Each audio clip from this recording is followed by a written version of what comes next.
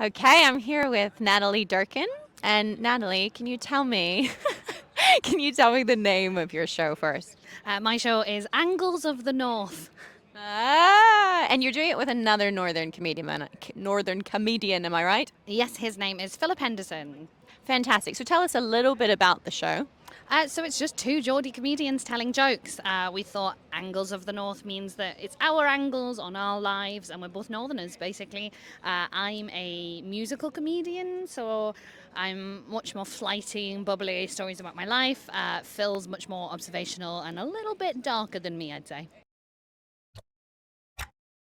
And where can we catch your show and when, please? Southsider every day, 4:30. We're taking 2 days off, the 16th and the 20th, so that we can not die. Yeah, so don't come on those 2 days, but the rest of the time you're here the whole Fringe. Whole Fringe. Yeah, that takes a lot of energy, I would say. So much energy. So how's it going so far?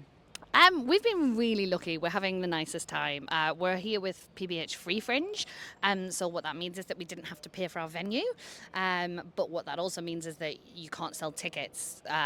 So like you can expect an audience of between naught and full. And we've been really lucky. We've been like over 20 every day. So we're having a great time.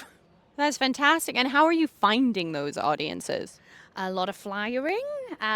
We're posting on social media a lot anyway. Phil's got a little platform that he does little reels on, and then we're just working our asses off flying. And do you have other jobs at the Fringe? I think I know the answer is yes to this. Yes, so I also am working as a stagehand on a bubble show. I am doing a second show, which I'm not allowed to talk about. And I also do a little bit of reviewing as well. Can we ask a sensitive question, possibly? How much money would you say you have spent to bring the show to the Fringe?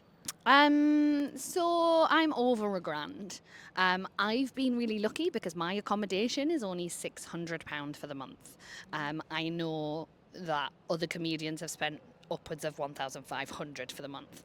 So I think having a cheap accommodation, I've been really lucky. But then I've also paid for my bus pass. We've paid for flyers. You have to pay the registration for the fee. I've just picked up some little stickers because we got a 4-star review. Woohoo! So, but paying for those stickers to get them on, like, it's all little things. And then obviously you're thinking travel and food as well on top of that. So I'm probably between 1,200 and 1,500. And how are you funding? Are you self-funding?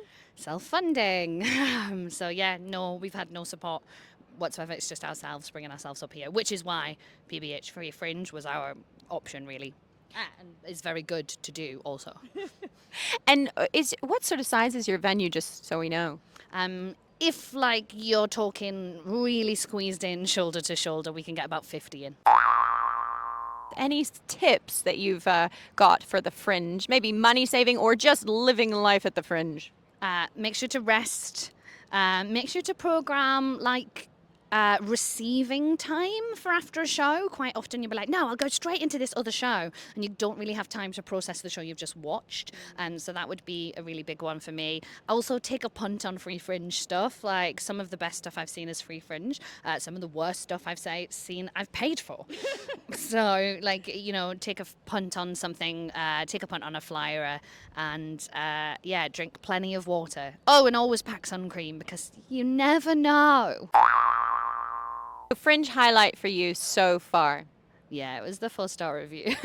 It's mental. We didn't expect a reviewer. We didn't invite a reviewer. I thought I'd had a really bad gig that day.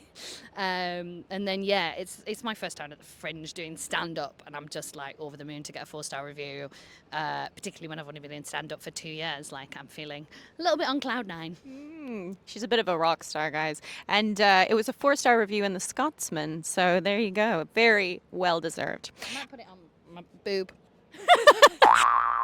And any recommendations for people coming to the Fringe? Yes, my top 3 so far are Salamander, which is on at Assembly Roxy, really beautiful play about sex workers in Leith.